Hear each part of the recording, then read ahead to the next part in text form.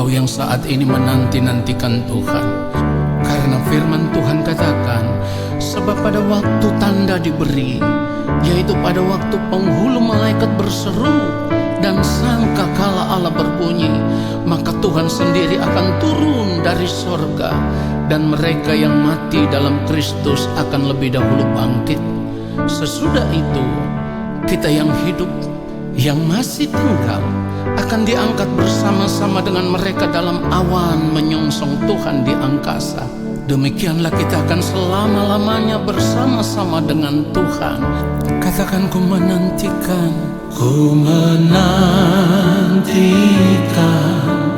hari-Mu, ya Allah yang kudus. Yesus kan datang, Yesus kan datang di awan menjemput orang benar. Haleluya, kota yang kudus, oh kota yang kudus, mulia turun dari sorga.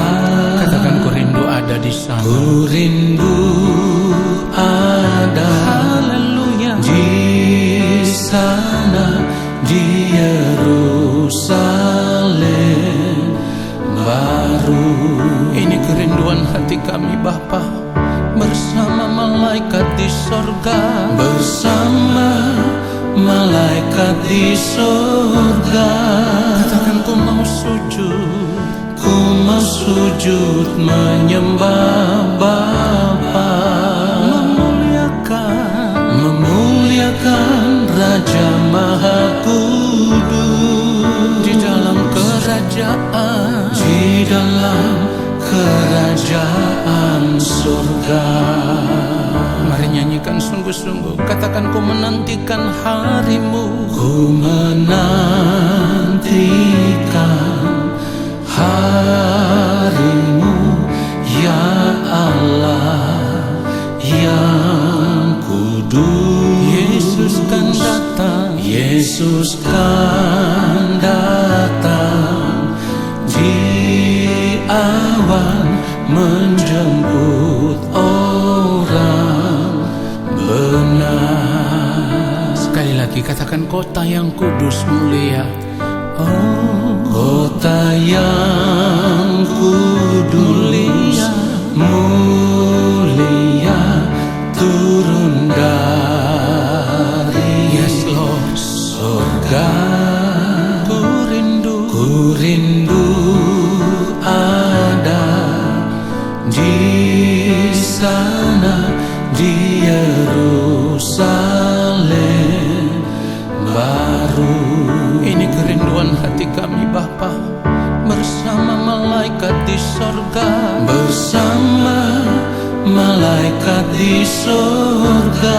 Katakan, ku mau sujud, ku mau sujud menyembah Bapa,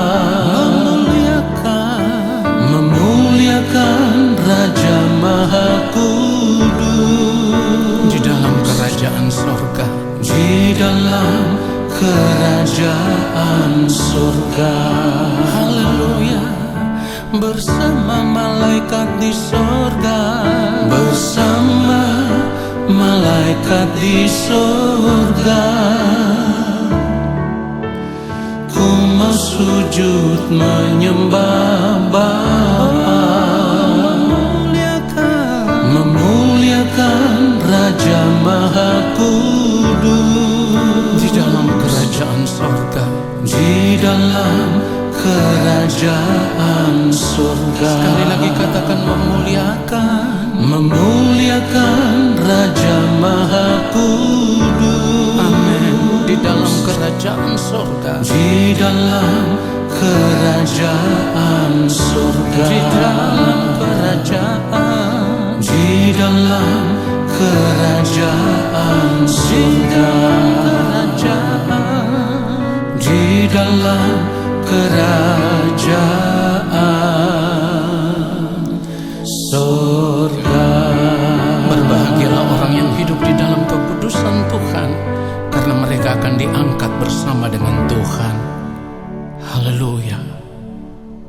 Mari kita siapkan hati kita, saudaraku. Yang Maha Mulia Allah Bapa kami yang ada di dalam kerajaan sorga. Kembali saat ini ya Tuhan, kami ada di hadapan-Mu ya Allah Bapa di sorga. Kami mau duduk diam di hadirat Tuhan. Dan kami semua mau menanti-nantikan Bapa berbicara bagi kami. Kami mohon belas kasihan Bapa menguduskan seluruh keberadaan hidup kami. Kiranya Bapa mau memaafkan kami dari segala ketidaktepatan hidup yang kami lakukan, apapun bentuknya ya Tuhan. Supaya ketika mendengarkan kebenaran firman Tuhan ini, kami semua ada dalam kesucian kekudusan Bapa di sorga. Roh Kudus Tuhan urapi kami. Memberikan bagi kami hikmat pengertian untuk dapat mengerti akan kebenaran firman Tuhan ini sesuai dengan kehendak Bapa. Ya Bapa, hamba hanyalah alat. Pakailah lidah bibir mulut hamba untuk menyampaikan kebenaran firman-Mu. Tetapi biarlah apa yang hamba sampaikan itulah yang berasal dari pikiran dan perasaan Bapa, bukan rekayasa hamba sebagai manusia. Taruhlah hamba-Mu serendah-rendahnya, supaya di dalam kebenaran ini Bapa saja yang dipermuliakan, Bapa yang ditinggikan, Bapa yang diagungkan. Di dalam nama Tuhan Yesus Kristus, kami siapkan hati kami untuk menyambut kebenaran firman Tuhan saat ini. Haleluya. Amin. Saudara yang dikasihi oleh Tuhan Yesus Kristus, satu hal yang harus kita sadari bahwa ketika kita hidup sebagai orang percaya, itu berarti kita diperhadapkan kepada pilihan hidup. Perhatikan itu, ketika kita hidup sebagai orang percaya berarti kita diperhadapkan kepada pilihan hidup. Dan itu berarti kita harus memilih, ya. Setiap kita harus memilih.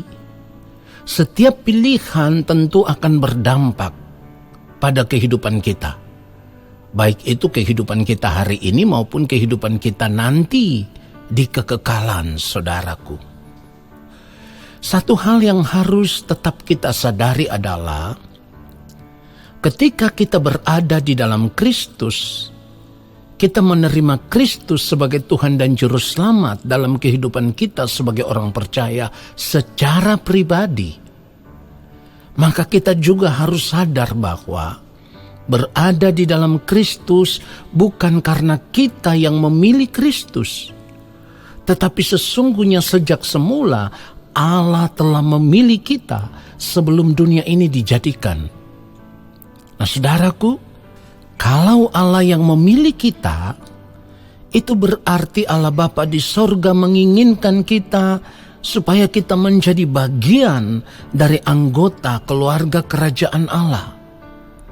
Allah mau supaya kita menjadi anak-anaknya di dalam kerajaannya, di mana di kerajaan itulah yang mulia Tuhan Yesus Kristus akan memerintah sebagai Raja untuk selama-lamanya. Nah, saudaraku, kalau kita melihat Efesus pasal 1, kalau kita membaca ayat 4 sampai ayatnya yang ke-6, firman Tuhan katakan begini, sebab di dalam Dia Allah telah memilih kita sebelum dunia dijadikan, supaya kita kudus dan tak bercacat di hadapannya. Ayat 5, dalam kasih Ia telah menentukan kita dari semula oleh Yesus Kristus untuk menjadi anak-anaknya, sesuai dengan kerelaan kehendaknya. Lalu ayat 6 dikatakan, supaya terpujilah kasih karunia-Nya yang mulia, yang dikaruniakannya kepada kita di dalam Dia yang dikasihinya. Nah, saudara, perhatikan itu. Sekarang kita mengerti bahwa bukan kita yang memilih Kristus. Sekali lagi, bukan kita yang memilih Kristus, tetapi Allah yang telah memilih kita supaya kita berada di dalam Kristus. Allah yang memanggil kita supaya kita memiliki hidup yang sama dengan gambaran anaknya, yaitu yang mulia Tuhan Yesus Kristus. Supaya kita hidup dalam kekudusannya, hidup dalam kesuciannya, hidup dalam kebenarannya, hidup tidak bercacat, tidak bercela di hadapan Allah Bapa di sorga. Saudara, kalau kita melihat Roma pasal 8 ayat 29, firman Tuhan katakan, sebab semua orang yang dipilihnya dari semula, mereka juga ditentukannya dari semula untuk menjadi serupa dengan gambaran anaknya, supaya ia, anaknya itu, menjadi yang sulung di antara banyak saudara. Nah, saudara yang dikasihi oleh Tuhan Yesus Kristus, menyadari akan hal ini, mengerti akan kebenaran ini, saudaraku, itu memaksa kita untuk menentukan pilihan hidup. Kita harus memilih. Sebab selama kita masih hidup di dunia saat ini, kita pun diperhadapkan pada dua pilihan. Yaitu dunia ini dengan segala kesenangannya, atau tetap berada di dalam Kristus dan hidup di dalam kekudusannya, hidup di dalam kebenarannya, hidup tidak bercacat, tidak bercela di hadapan Allah Bapa di sorga. Ini pilihan bagi kita. Kita harus menentukan pilihan saat ini. Dan tentu pilihan itu akan menentukan keadaan hidup kita. Bukan saja hari ini tetapi nanti juga di kekekalan, saudaraku. Yang menjadi persoalannya sekarang yaitu, selama ini kita sudah terlanjur terikat dengan dunia ini. Itu harus jujur ya. Kita harus jujur untuk itu. Selama ini kita sudah terlanjur terikat dengan dunia ini. Kita sudah terlanjur jatuh cinta kepada dunia ini. Kita sudah terlanjur bersahabat dengan dunia ini, saudaraku. Nah, keadaan itulah yang membuat kita begitu sulit untuk menentukan pilihan hidup, saudaraku. Sebab keterikatan dengan dunia ini, bersahabat dengan dunia ini, jatuh di dalam percintaan dengan dunia ini, semuanya itu membuat kita tidak lagi menyadari bahwa keadaan hidup kita saat ini ada di dalam keadaan bahaya atau ada di dalam ancaman bahaya. Ya, dan tentu bahayanya itu baru akan kita sadari setelah kita berada di balik kematian atau setelah kita berada di kekekalan nanti, saudaraku. Saudara, di sini kita harus menyadari bahwa mengikatkan diri kita kepada dunia ini sebenarnya telah menunjukkan bahwa kita sudah menentukan pilihan hidup. Perhatikan itu, ya. Mengikatkan diri kita dengan dunia ini sebenarnya sudah menunjukkan bahwa kita sudah menentukan pilihan hidup. Bukan saja bagi hidup kita hari ini, tetapi juga bagi kehidupan kita di kekekalan nanti. Dan bahayanya, saudaraku, tanpa sadar, pilihan hidup yang sudah kita tentukan itu, di mana selama ini kita begitu melekat dengan dunia, terikat dengan dunia, bercinta dengan dunia, ya saudaraku, menjadikan diri kita ini sahabat dunia ini. Semuanya itu sudah menjadikan diri kita musuh Allah. Kita harus jujur, saudaraku. Kita harus jujur untuk satu hal ini. Kita tidak sadar kita telah menjadikan diri kita ini musuh Allah. Sebab Yakobus pasal yang keempat ayat yang keempat mengatakan itu. Hai kamu orang-orang yang tidak setia, tidakkah kamu tahu bahwa persahabatan dengan dunia adalah permusuhan dengan Allah? Jadi barang siapa hendak menjadi sahabat dunia ini, ia menjadikan dirinya musuh Allah. Nah, saudara, perhatikan itu. Pertanyaannya sekarang adalah, jika saat ini kita telah menjadikan diri kita sebagai musuh Allah karena cara hidup kita yang salah, karena kita bersahabat dengan dunia ini, karena kita terikat dengan dunia ini, karena kita bercinta dengan dunia ini. Jika itu yang terjadi, pertanyaannya adalah apakah kita akan diterima di dalam kerajaan Allah? Jawaban yang sederhana dan ini pasti, kita tidak akan mungkin bisa diterima di dalam kerajaan Allah. Sebab musuh Allah tidak akan diterima di dalam kerajaan Allah. Itu berarti, saudaraku, orang yang tidak diterima di dalam kerajaan Allah akan terbuang dari hadapan Allah. Kemana dibuang? Ke dalam kebinasaan kekal. Nah, saudara, di sini kita tidak bisa mengelak, ya. Kita tidak bisa menghindar. Kita tidak bisa memberi alasan bahwa kita adalah orang Kristen, kita adalah orang percaya, kita adalah anak-anak Tuhan, jadi pasti akan diterima di dalam kerajaan Allah. Kita tidak bisa mengelak, saudaraku. Kita tidak bisa menghindar dengan alasan-alasan ini. Sebab kalau kita berkata bahwa kita adalah orang Kristen, perhatikan baik. Kalau kita berkata kita adalah orang Kristen, maka kita harus hidup sama seperti Kristus. Itulah arti Kristen, seperti Kristus. Nah, kalau kita berkata bahwa kita adalah orang percaya, maka kita harus hidup sesuai dengan iman percaya kita, yaitu hidup di dalam penurutan akan kehendak Allah. Jadi apapun alasan kita, jawabannya tetap ada. Kalau kita berkata bahwa kita adalah anak-anak Allah, maka kita harus benar-benar hidup takut akan Allah. 1 Petrus pasal 1 ayat 17, firman Tuhan katakan, "Dan jika kamu menyebutnya Bapa, yaitu Dia yang tanpa memandang muka menghakimi semua orang menurut perbuatannya, maka hendaklah kamu hidup dalam ketakutan selama kamu menumpang di dunia ini." Saudara perhatikan itu. Kalau dikatakan hidup dalam ketakutan selama kamu menumpang di dunia ini, itu artinya kita harus hidup mengerjakan keselamatan yang sudah kita terima di dalam Tuhan Yesus Kristus.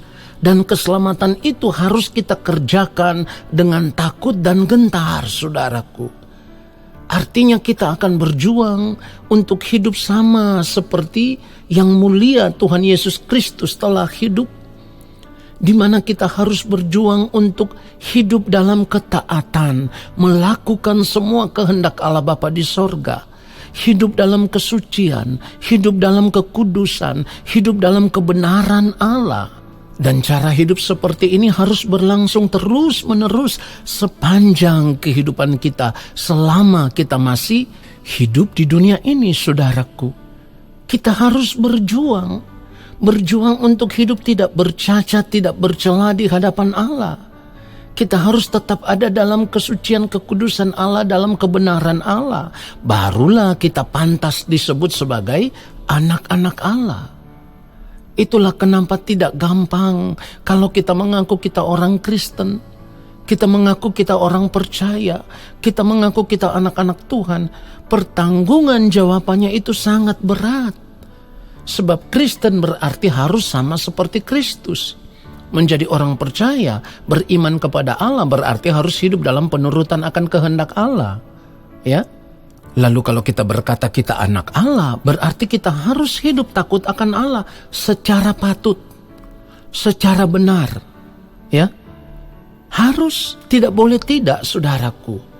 Jadi ketika kita hidup sebagai orang yang percaya kepada Allah di dalam Tuhan Yesus Kristus, maka kita harus melihat akan hal ini sebagai satu-satunya kesempatan hidup yang tidak boleh kita sia-siakan, saudaraku.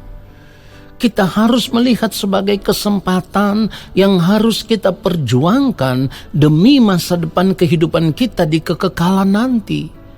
Di mana ketika kita berjumpa dengan Allah Bapa di sorga, maka Allah Bapa di sorga akan melihat kita sebagai anak-anaknya yang hidup takut akan Dia, yang hidup mengasihi Dia ketika kita masih berada di dunia ini. Bapa menemukan pribadi Kristus itu ada di dalam kehidupan kita. Karena yang Bapa melihat adalah ketika kita masih hidup di dunia ini, kita hanya hidup untuk melakukan kehendak-Nya dan menyelesaikan pekerjaannya. Sama seperti Kristus, tidak ada yang lain, saudaraku. Kalau kita melihat 2 Tesalonika pasal yang kedua, ayat 13, ayat 14, firman Tuhan katakan begini, akan tetapi kami harus selalu mengucap syukur kepada Allah karena kamu, saudara-saudara yang dikasihi Tuhan. Sebab Allah dari mulanya telah memilih kamu untuk diselamatkan dalam roh, yang menguduskan kamu dan dalam kebenaran yang kamu percayai. Ayat 14, untuk itulah Ia telah memanggil kamu oleh Injil yang kami beritakan, sehingga kamu boleh memperoleh kemuliaan Yesus Kristus, Tuhan kita. Nah, saudara yang dikasihi oleh Tuhan Yesus Kristus, jadi kalau kita mendengarkan kebenaran firman Tuhan seperti sekarang ini, ya, dan kita tahu bahwa kita dipilih supaya bisa diselamatkan di dalam Tuhan Yesus Kristus, supaya kita bisa memperoleh kemuliaan Kristus, tetapi kita masih tetap hidup terikat dengan dunia ini, masih tetap ada dalam percintaan dengan dunia ini, masih tetap mengasihi dunia ini dengan segala kesenangannya, dengan apa yang ada di dalamnya, saudaraku, maka hal itu sama dengan kita sedang menolak diselamatkan di dalam Tuhan Yesus Kristus. Kita sedang menolak kasih karunia Allah di dalam Kristus. Kita harus menyadari akan hal ini, saudaraku, sebelum terlambat.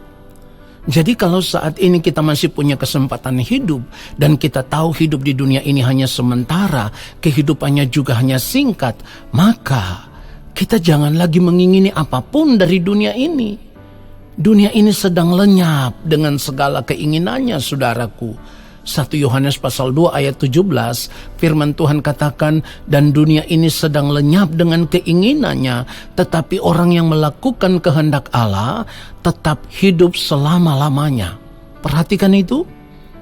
Jadi hanya orang yang melakukan kehendak Allah Bapa di sorga, atau sama dengan orang yang hidup takut akan Allah, orang yang hidup dalam kegentaran di hadapan Allah, hidup mengasihi Allah dengan segenap hati, ya. Orang-orang seperti inilah yang akan diselamatkan di dalam Kristus, bukan yang lain. Saudaraku, jadi dapat dipastikan kalau kita masih mau tetap mengikatkan diri kita dengan dunia ini, ya, kita masih mau bersahabat dengan dunia ini, kita memilih kebinasaan. Padahal kita tahu kebinasaan itu berlangsung kekal, saudara. Dan inilah keadaan yang sering kali saya katakan suatu kengerian yang sangat dahsyat, saudaraku. Jadi kalau kita tidak mau berubah, saya tidak mengerti mau jadi apa kita. Hanya orang yang melakukan kehendak Allah, atau sama dengan orang yang hidup takut akan Allah, orang yang hidup gentar di hadapan Allah, orang yang mengasihi Allah adalah orang-orang yang akan diselamatkan di dalam Kristus Yesus. Oleh sebab itu, saudaraku, mari kita jujur memeriksa diri kita masing-masing. Kita periksa seluruh keberadaan hidup kita saat ini. Apakah kita sudah hidup melakukan kehendak Allah Bapa di sorga, atau kita masih membiarkan diri kita bersahabat dengan dunia ini, bercinta dengan dunia ini, terikat dengan dunia ini. Nah, saya mau katakan, saudara ingat baik, jangan sampai kita menyesal. Kalau kita tidak memeriksa keadaan hidup kita, lalu ternyata ketika waktu Tuhan tiba bagi kita, kita ditemukan tidak hidup melakukan kehendak Allah Bapa di sorga, kita akan binasa, saudaraku. Kita tidak bisa diterima oleh Allah sebagai anak-anaknya, karena kita hidup mengasihi dunia ini dengan apa yang ada di dalamnya. Padahal firman Tuhan katakan kita tidak boleh mengasihi dunia ini. 1 Yohanes 2 ayat 15 dan ayat 16, kalau kita baca, janganlah kamu mengasihi dunia dan apa yang ada di dalamnya. Jikalau orang mengasihi dunia, maka kasih akan Bapa tidak ada di dalam orang itu. Lalu ayat 16, sebab semua yang ada di dalam dunia, yaitu keinginan daging dan keinginan mata, serta keangkuhan hidup, bukanlah berasal dari Bapa, melainkan dari dunia. Nah, saudaraku, ketika kita hidup sebagai orang percaya, lalu kita mengerti akan kebenaran ini, Seharusnya kita menyadari akan semua ini sebelum terlambat. Kita harus mengambil keputusan. Kita harus menentukan pilihan hidup untuk kehidupan kita di kekekalan. Jadi jangan lagi menjadi orang yang bodoh, saudaraku, ya. Supaya kita tidak menyesal di kekekalan nanti, supaya kita tidak terbuang ke dalam kebinasaan kekal, kita tidak terbuang ke dalam api neraka, saudaraku. Tetapi kita tahu ketika kita memilih untuk hidup benar-benar mengasihi Tuhan dengan segenap kehidupan kita, kita sedang memilih hidup yang kekal. Kiranya kebenaran firman Tuhan ini memberkati kita semua. Mari kita berdoa. Ya Bapa yang mulia, kami bersyukur untuk kebenaran firman-Mu. Kami menyadari selama ini Tuhan, karena daya tarik dunia yang begitu kuat, seringkali kami tenggelam di dalamnya. Kami terbawa oleh arus dunia ini dengan segala tawaran-tawarannya ya Tuhan. Sehingga kami tidak menyadari bahwa sebenarnya kami sedang menyerahkan diri kami kepada kebinasaan. Saat ini, detik ini, Bapa yang mengasihi kami, Roh Kudus yang mengasihi kami, mengingatkan kami kembali bahwa kami harus hidup benar di hadapan Bapa. Dan kami mengambil keputusan untuk hidup benar, hidup melakukan kehendak Bapa di sorga. Inilah saatnya kami mengangkat tangan di hadapan Bapa. Kiranya Bapa berkenan menurunkan tangan dan memberkati kami semua. Segala berkat kasih karunia daripada Allah Bapa di sorga, cinta kasih yang berlimpah-limpah dari Tuhan Yesus Kristus di dalam persekutuan dengan Roh Allah yang kudus turun atas kehidupan kami, menyertai langkah hidup kami, memberkati kami saat ini sampai selama-lamanya. Segala berkat itu kami terima dengan iman percaya dan ucapan syukur di dalam nama Tuhan Yesus Kristus. Haleluya. Amin.